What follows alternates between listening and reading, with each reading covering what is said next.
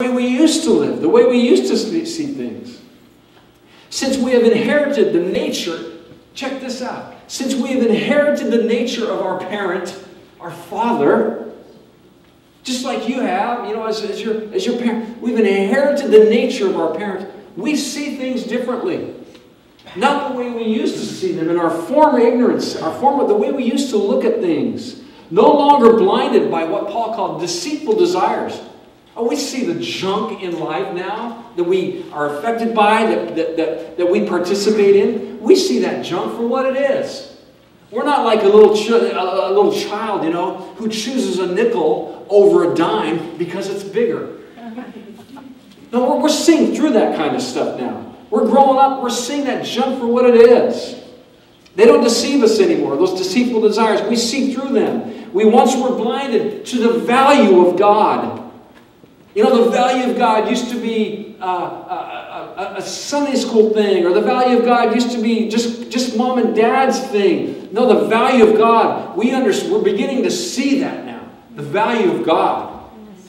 And we compare it to the value of human standards and human reality in our lives as human. We're like, wow. I used to be deceived by this, and I used to think, wow, the ways of what I do, and the ways of culture, and the ways of relating at work or at school with friends and all that stuff, that used to be really, I used to assess that really high value. Man, now that I've become a child, a son and a daughter of God, are you kidding? I'm not deceived by that anymore. I see that God's value is way up there compared to the human reality. Now we see that the holiness of God, now we see that the holiness of God is the supreme value in the universe. In the universe, it's right here. We see that living holy, we see, listen, check this out for just a minute. We see that living holy is the most loving way to live.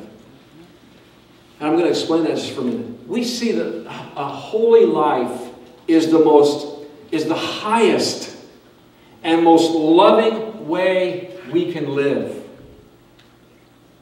Let me explain that just for a second.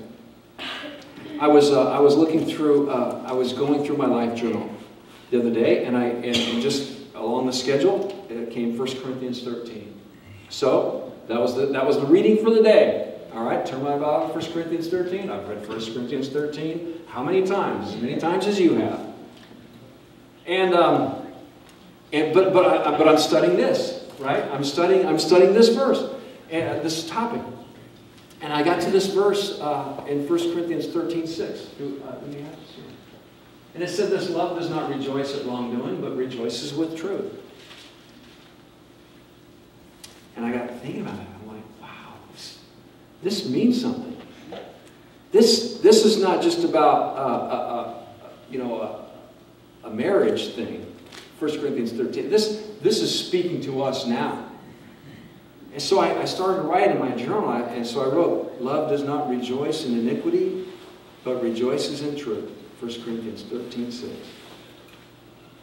Observation. It's interesting to me that love here is connected to iniquity and truth. That love is put in the same sentence as iniquity and truth. So I looked up iniquity, truth, iniquity, misdeeds, moral wrongdoing, sin, unjust acts, things that aren't honoring to God. Truth, it's not this. It's truth, it's integrity, it's righteous acts, it's living out front and not being ashamed. So then I wrote,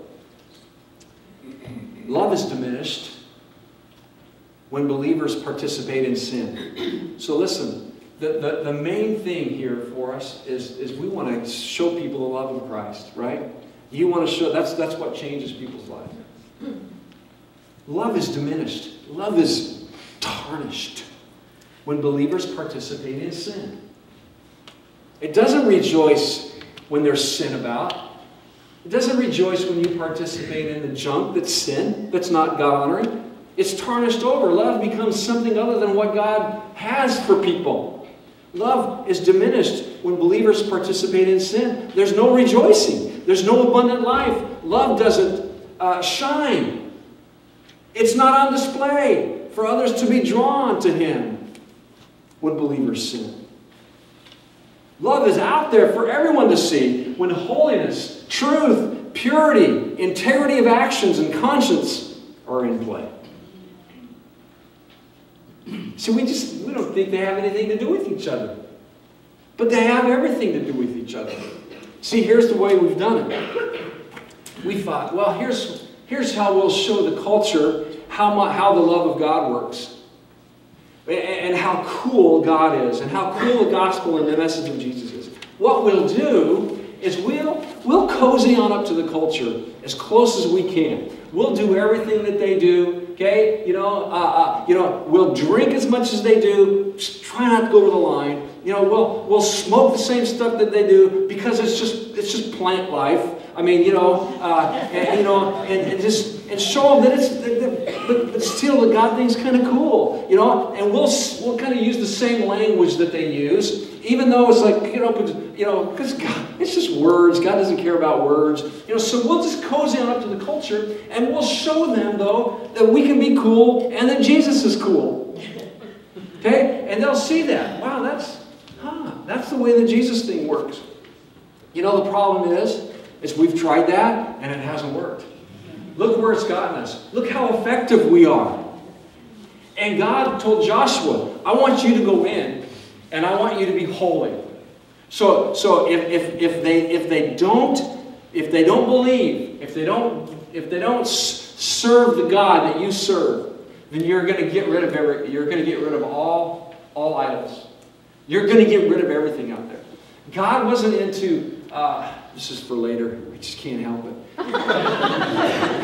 God wasn't into social reformation. He said, you guys go in and be holy. You go in and take care of yourself, your hearts, your mind. You be holy, and I'll take care of the rest. And so here we are, and it hasn't worked for us. And the church has become increasingly vanilla, and not effective in our culture at all. And people are looking at the church and go, oh, hey, well, what's the big deal? Or what's the difference? So, and rather God's going like, no, you be holy like I am holy, so that love can shine, so that people can say, wow, there's something going on here. So that love can rejoice at holy, righteous, godly living. Just do something, God says, to separate yourself. You separate yourselves to me, consecrate yourselves to me, and the rest of the nations will go, wow. Amen. See, it's just interesting that love, the highest form of love, is for us to live a holy life. Well, let's keep moving right along. We see that participating in questionable activities that aren't honoring to God, that they're not good for you, and they're not good for anybody else. This is what I see from this. Participating in questionable activities, things that Listen, young people, things that are not honoring to God. I'm a daughter of God. I'm a son of God. Oh yeah, I'm a son of God. I did make that commitment. And to participate in activities that we know are not